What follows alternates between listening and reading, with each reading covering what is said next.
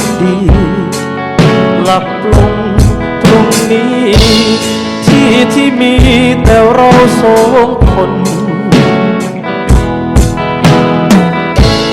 ผ่านเรื่องราวผ่านงานผ่านคนสับสนหลายความ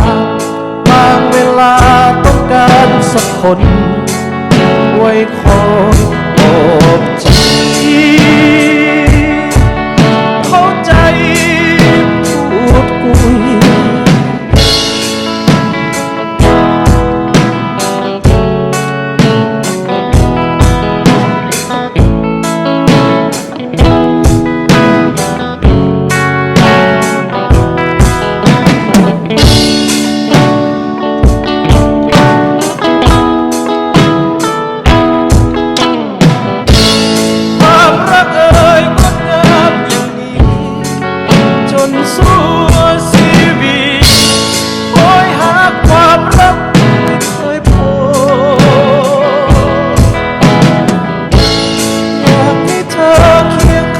อย่างนี้บอกรักอีก10 ทีตลอดเวลา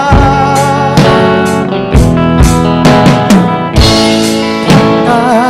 ยรักใจหลับตาฝันดีรักรักที่เข้าใจถึงกัน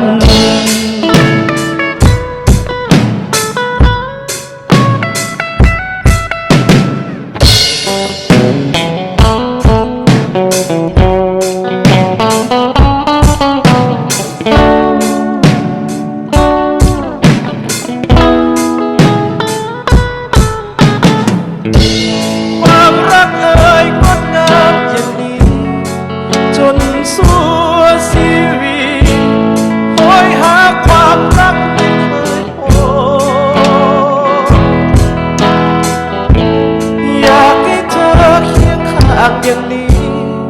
บอกรักอีกทีอยู่ใกล้กันตลอดเวลากายพักใจหลับตาฝันดีรักรักที่เข้าใจถึงกัน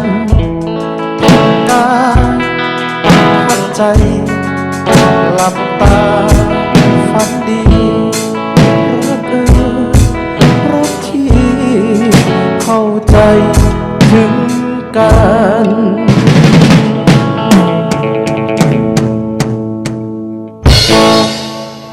ขอบใจนะเอาเลยออกจากกันเมียอ๋อใบแซมนี่เด้